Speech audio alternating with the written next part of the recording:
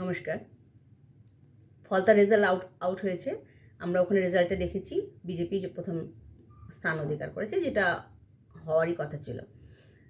তৃণমূল কত নম্বরে ওটা ইম্পর্ট্যান্ট নয়, ইম্পর্ট্যান্ট হলো সেকেন্ড নম্বরে কে। সেকেন্ড নম্বরে এসেছে কমিউনিস্ট দল। কমিউনিস্ট দল আবার উঠবে, এটা আমি বলছি, আপনারা লিখে নিন। কমিউনিস্ট দল উঠবে, কিছু ভোট পাবে, কংগ্রেস আসবে, তৃণমূল হয়তো নতুন করে আবার একটা সংগঠন বানাবে, নাম তৃণমূলও রাখতে পারে, বা তৃণমূলের অভিষেক ব্যানার্জিকে বাদ দিয়ে হয়তো একটা দাঁড় করানোর চেষ্টা করা হবে। কারণ তৃণমূলের সেই করাপ্টেড মন্ত্রী নেতা মানুষগুলোকে বিজেপির জন্য দরজা বন্ধ করে দিয়েছে, তারা ওখানে ঢুকতে পারছে না। এরপর আমি আপনাদেরকে এটা ভাবতে অনুরোধ করব, সমস্ত হিন্দু সনাতনীদেরকে, সেটা হচ্ছে লেফট লিবারাল এবং হচ্ছে কংগ্রেস, এরা কিন্তু মুসলিম দল। এটা মুসলিম লীগের এ টিম, বি টিম, এরকম। আপনারা যেসব হিন্দু এখনও সিপিএম করেন, দেখবেন ওরা সরকারি জমি দখল করে বসে থাকা হকারদের সাথে দাঁড়িয়ে গেছে। সরকারি জমি দখল করাটা আইন বিরুদ্ধ, তাদেরকে বলুন অন্যভাবে কথা বলতে, সরকারের কাছে কথা বলতে, কিন্তু রাস্তাঘাট, তারপরে মানে সরকারি জায়গা দখল করে বসে থাকাটা আইন নয়।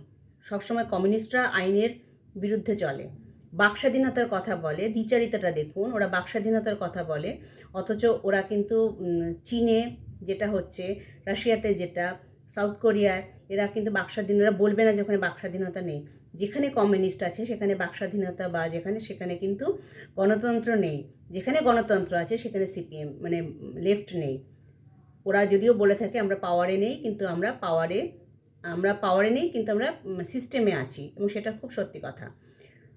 যারা এখনও সিপিএম করছেন তাদের কাছে আমার অনুরোধ, তারা ভেবে দেখবেন, আপনার দল মুসলিমদের সাপোর্ট করে।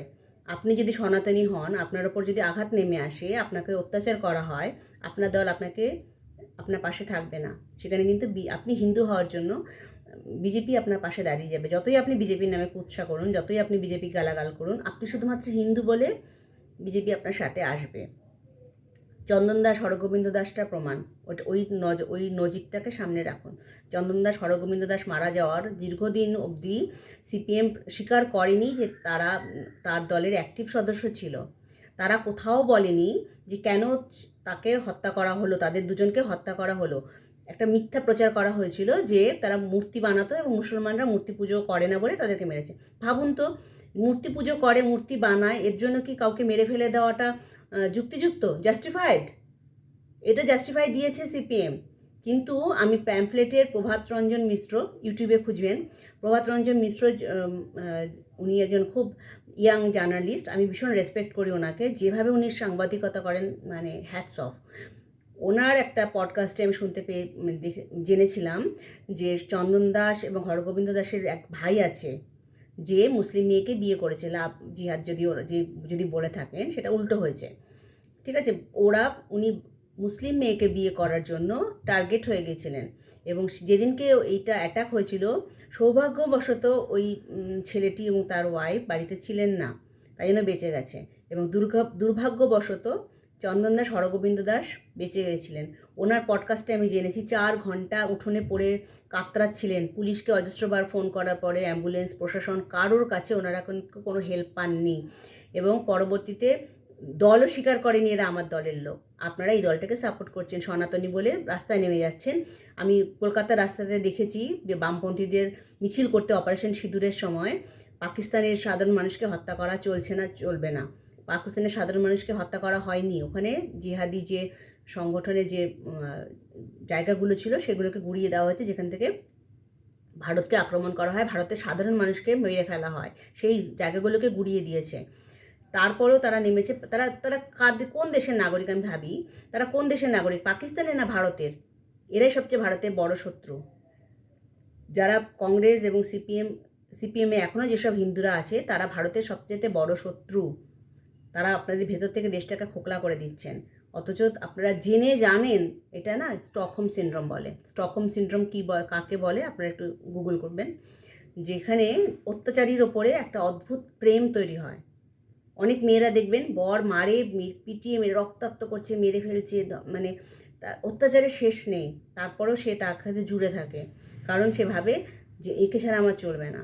সেরকম সিপিএমের যেসব হিন্দু লোকেরা এখনও সিপিএমকে সাপোর্ট করছেন, তারা স্টকহোম সিনড্রোমে আক্রান্ত। আপনাদের ট্রিটমেন্ট দরকার। আপনারা জানেন যে আমরা যদি অত্যাচারিত হই, সিপিএম পাশে থাকবে না, কংগ্রেস পাশে থাকবে না, তার কারণ মুসলিম ভোট ব্যাঙ্কটা ক্ষতিগ্রস্ত হবে, সেই জন্য আমাদের সাথে থাকবে না।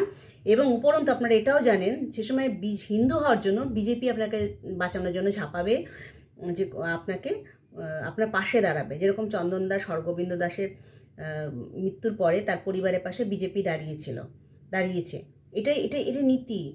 আপনারা তারপরেও যদি একটা মুসলিম লীগকে ভাই ভাই, হিন্দু মুসলিম ভাই ভাই বলে ইয়ে করেন, আমি বলছি না তাদের প্রতি একটা বিদ্বেষ রাখতে, কিন্তু আপনি আপনার নিজের ক্ষমতাটা চিনুন।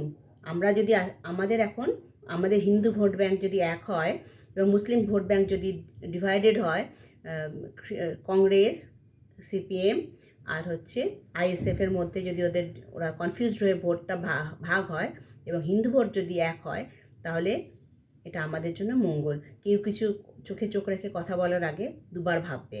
আপনাদেরকে সেই রেসপেক্টটাকে ফিরিয়ে আনতে হবে। এখনও অনেকটাই এক হয়েছে, কিন্তু এখনও 0.5% ওদের সাথে আছে। কেন? নমস্কার, জয় হিন্দ।